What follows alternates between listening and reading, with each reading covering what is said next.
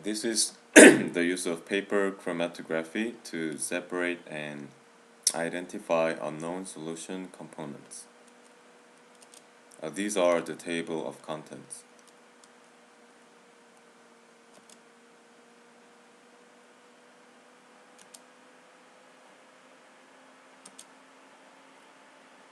Chromatography is one of the most powerful and commonly used methods in today's science world. Then, when do we use this chromatography? Actually, it is used to separate the components in complex mixture for analysis and identification. It processes by separating the components into two phases, which are stationary phase and mobile phase. A mobile phase flows through the stationary phase and individual components starts to migrate. Depending on sample's affinity for the stationary phase and mobile phase, migration rate and distance varies. By finding an optimal solvent based on the polarity of the mobile phase is a key to maximize the component migration difference and minimize the component spreading, which will result in well-developed chromatogram.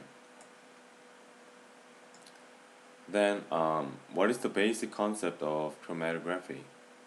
Russian botanist Mikhail Semyonovich, who used it to separate the plant pigments, firstly employed about the basic concept of chromatography.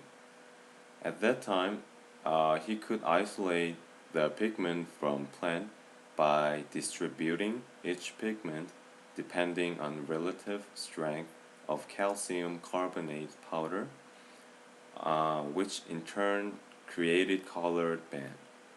Then, each colored band represented different substance and they were analyzed and identified.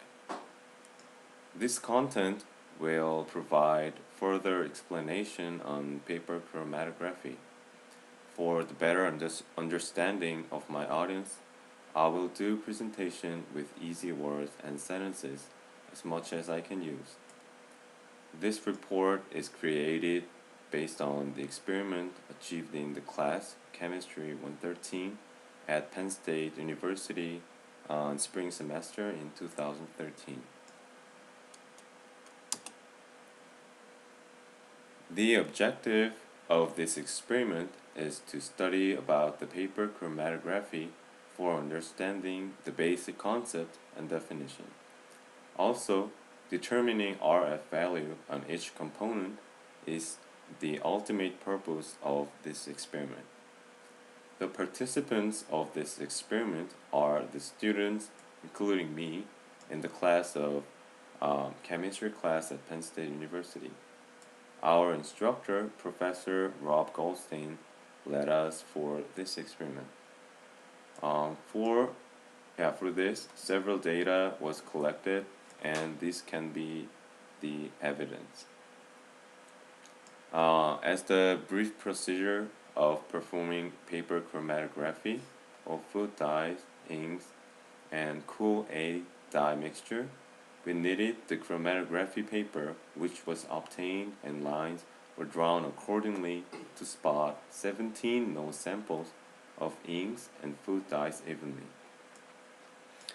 As a conclusion, I could find that RF values were all different, depends on which ink I use.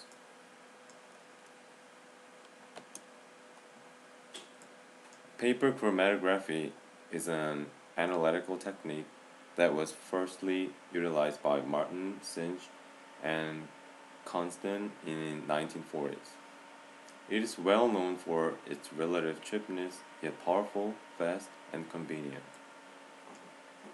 This method uses specially constructed paper for the porous stationary phase to develop chromatogram. In this procedure, sample is spotted at one end of the paper, and it allows mobile phase to flow into stationary phase. As mobile phase contacts the paper, the sample migration occurs depending on the polarities. In this lab, paper chromatography was performed to determine the components of colored ink pen.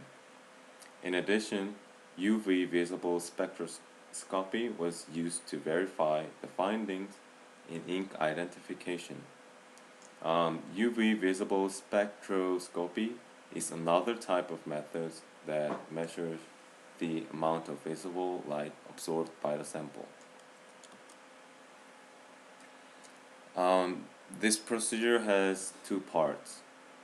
The first part of the experiment was to perform the paper chromatography of food dyes, inks, and Kool-Aid dye mixture.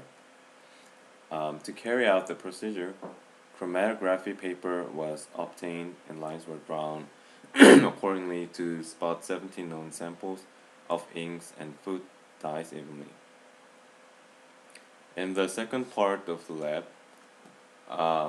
both techniques were applied to identify unknown set of inks.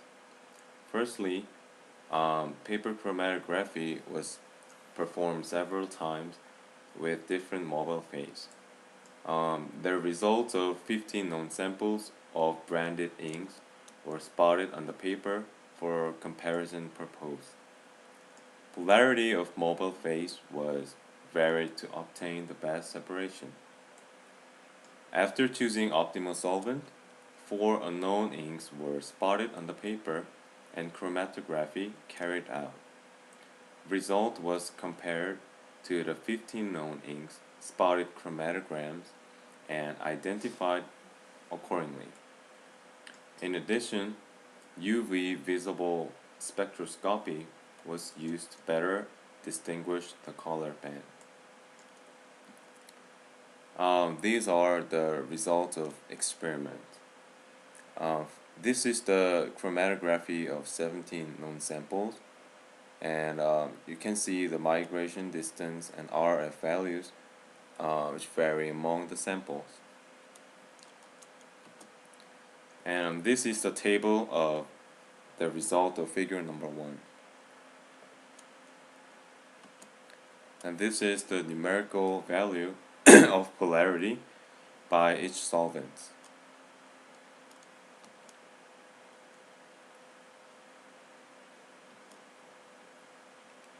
This is the chromatography of 15 branded ink samples on the first trial, and you can see the separation did not occur completely.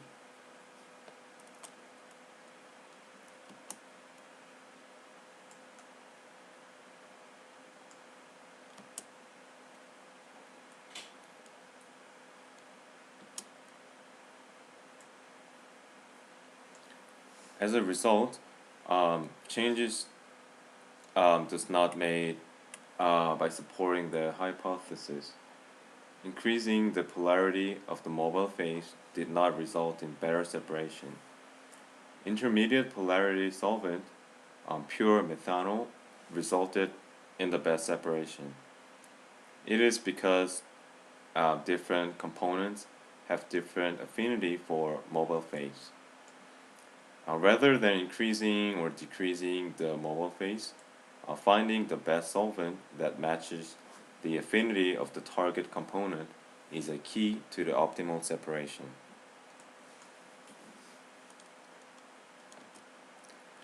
In conclusion, determining factor in paper chromatography is polarity. Increasing the polarity does not always result in the best separation. Most importantly, polarity should match the component's affinity to the mobile phase and stationary phase. Choosing the right solvent, considering the above factors, will result the best separation.